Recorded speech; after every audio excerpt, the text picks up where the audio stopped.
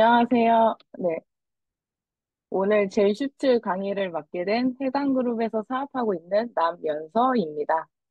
네, 오늘 제가 맡은 젤슈츠는 PM의 조미료라고 불릴 정도로 우리가 평소에 마시는 주스 그냥 먹어도 맛있는데 젤슈츠 한 스푼 추가해주면 맛이 더 좋아지기로 유명하죠. 그럼 이제 처음 젤슈츠의 뜻부터 알아보도록 할게요.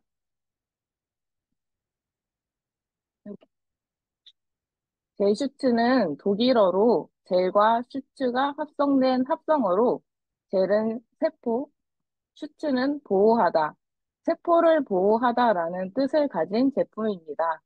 이 세포를 보호한다는 것은 노화를 방지한다는 것과 같은 뜻을 가지고 있기도 한데요. 무엇으로부터 세포를 보호하고 노화를 방지하는지 한번 알아보도록 하겠습니다. 네, 저희가 슬프게도 저희에게 새로운 하루가 찾아올수록 내 몸속에 있는 항산화 효소는 줄어들게 되고, 줄어든 만큼 활성산소가 많아지게 되면서 질병이 생길 확률도 크게 올라간다는 것을 왼쪽에 있는 그래프를 통해서 알 수가 있습니다. 오른쪽에 있는 그림의 활성산소도를 보면 30대부터 급격하게 낮아지기 시작하는 것도 볼 수 있죠. 저희가 나이가 들수록 몸속에 늘어나는 활성산소는 저희 몸속에서도 만들어지기도 하고 외부에서도 들어오기도 하는데 몸속에서 만들어지는 것부터 확인을 해볼게요. 저희가 호흡을 하면서 들어오게 되는 산소와 그 음식물을 섭취를 하면서 들어오게 되는 영양소가 미토콘드리아에서 합성이 되어서 에너지가 생성이 되고 그 남은 것이 활성산소로 만들어지게 됩니다. 근데 여기에서 문제는 요즘 현대에서는 그 외부에서부터 발생하는 활성산소로 인해서 저희가 체내의 활성산소 농도가 높아지는 것인데요. 대표적으로 흡연, 스트레스, 자외선, 배기가스 등으로 활성산소가 과도해지게 되어요. 네, 외부 활성산소를 현실적으로 피할 수 있는 방법은 없잖아요. 저는 이거를 준비하면서 자외선도 활성산소를 만드는 요소 중에 하나일 거라는 건 처음 알게 되었거든요. 이렇게 활성산소가 몸속에서 과다해질 경우 어떤 문제가 생기는지 한번 알아보겠습니다.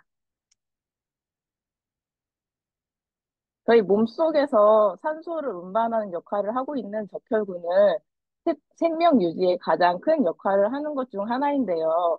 왼쪽 그림과 같이 타원형의 가운데가 움푹 파여 있는 모습이 정상적인 적혈구의 모습입니다. 근데 활성산소의 공격을 받게 되면 오른쪽의 그림처럼 세포막이 손상이 되어서 찌그러진 형태의 모양으로 변하게 됩니다. 찌그러진 적혈구는 산소를 정상적으로 전달하기 힘들어지면서 충분한 산소를 공급받지 못한 장기들이 손상이 되게 되고 면역이 떨어지면서 노화가 더 빨리 일어나게 됩니다. 이런 활성산소가 많아지면 우리는 바로 알아챌 수 있을까요? 저희는 슬프게도 활성산소가 많아졌다고 해서 이상 증상이 바로 나타나지 않아서 큰 문제가 생기는 건데요.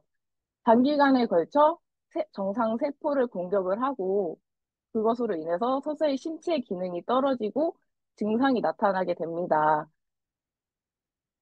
암 같은 경우에도 보면 초기에 본인이 이상함을 느껴서 병원에 가서 발견을 하기보다는 이상함을 느껴서 병원을 갔을 때 암 말기라든지 아니면 더 이상 치료 불가능할 경우가 점점 더 많아지고 있잖아요. 그런 것처럼 증상이 매우 늦게 나타나는 편인데, 여기에서 혹시 해당이 되는 게 몇 개나 있는지 한번 체크해 보실래요? 저는 지금 말고 과거를 생각을 하면서 확인해 보니까 한 5개 정도가 해당이 되더라고요. 네, 저는 원래 편두통이 너무 심해서 병원도 많이 다니고, 그리고 타이레놀 한 값을 하루에 다 먹기도 하고, 이러면서 약간 약을 많이 섭취를 했었는데, 이게 CT를 찍어도 증상을 알 수가 없고, 그냥 스트레스를 많이 받지 말라고만 말씀을 하시더라고요. 근데 어느 순간부터 보니까 제가 약을 아예 안 먹고 있더라고요.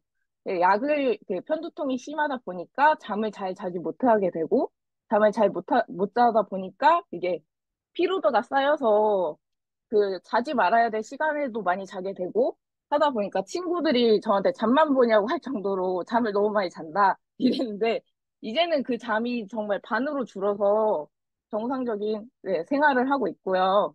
그리고 제 동생의 사례 중에 하나인데, 제 동생이 몸에 염증이 너무 많아서, 알 수 없는 기절과, 그리고 병들이 굉장히 많았어요. 출근을 하다가 갑자기 기절을 하는데, 병원에 가도 왜 기절을 했는지 알 수가 없다는 거예요. 그냥 스트레스 줄이고, 그냥 좀 쉬어라, 라고만 말씀을 하시더라고요. 근데 동생은 지금 기본 3종에 제이슈츠, 갤림핏 이렇게 세 가지 먹고 있는데, 이제는 아예 그런 기절이나 그런 거 아예 없어졌고, 그리고 염증 수치도 많이 낮아졌다고 하더라고요. 이런 이제 활성산소를 줄이려면 이제 우리가 어떻게 해야 할까요? 그레이트 4라고 불리는 비타민 A, 비타민 C, 비타민 E, 셀레늄을 섭취를 해야 하는데, 이것의 대표적인 제품은 저희 피트라인 제품 중에서 제슈츠입니다. 먼저 베타카로틴부터 볼게요. 베타카로틴은 시력, 임신과 출산, 면역력에 중요한 역할을 하는데 가끔 가다가 비타민 A를 너무 많이 섭취하면은 좋지 않다는 말씀을 많이 하시긴 하더라고요. 근데 그런 걱정하실 필요가 없는 게 제슈츠에는 비타민 A가 아니라 베타카로틴 형태로 들어가 있어서 우리가 섭취를 하면 필요한 만큼만 체내에서 비타민 A로 합성을 하고 나머지는 전부 다 배출이 된다고 해요. 그러니까 그런 부분은 걱정하지 않으셔도 됩니다. 그 다음은 비타민 C입니다. 비타민 C는 수용성 비타민인 만큼 흡수율이 가장 중요한 아이인데 아시다시피 PM은 흡수율 때문에 걱정할 필요는 없잖아요. 네. 그리고 또 섭취해야 되는 가장 큰 이유는 우리 몸속에서 합성이 되지 않고 철분 흡수를 돕고 빈혈을 예방하고 콜라겐 합성에 도움을 줍니다. 한때 비타민 C를 메가로 먹는 메가도스법 유행했던 거 혹시 아시는 분 계실까요? 비타민 E를 같이 섭취해주면 메가도스법을 할 수 없어요. 안 해도 돼요. 비타민 C를 재활용하는 거를 도와주고 서로 상생하는 비타민이 비타민 E입니다. 그래서 메가도스법을 하는 것보다 비타민 E와 같이 섭취를 했을 때 시너지가 점점 더 좋아지고 비타민 E는 좋은 콜레스테롤을 높여주고 나쁜 콜레스테롤을 낮춰줘서 심혈관 질환 예방 및 치매 예방, 집중력, 학습 능력에도 도움이 됩니다. 마지막으로 셀레늄 한번 살펴볼 텐데요. 셀레늄은 미네랄의 한 종류로 수치가 적을수록 암이 발생할 확률이 높아집니다. 산화 효소들을 독성 물질로 방어하고 암세포를 제거하는 데 도움이 돼요. 그리고 갑상선 기능 저하증을 예방하고 면역력 증진 항암 효과가 있습니다. 암 간질환, 신장병, 관절병 등을 예방하고 그리고 당뇨가 있으신 분들도 셀레늄 수치가 매우 낮다고 하더라고요. 그래서 당뇨가 있으신 분들에게도 제슈츠 추천해드리면 좋을 것 같습니다. 네, 네, 그레이트 4라고 불리는 저희 비타민 A, 비타민 C, 비타민 E, 셀레늄은 서로 상호 보완 관계이기 때문에 하나라도 빠지면 효율성이 매우 떨어지고 이게 하나씩 먹으면은 같이 먹는 것보다 너무 효율이 많이 떨어져서 안 먹는 것만 못하다고도 말씀을 많이 하시더라고요. 그러니까 이런 기능을 갖고 있는 제이슈츠 저희가 안 먹을 이유는 없겠죠. 네, 제 강의는 여기까지 준비했습니다. 감사합니다.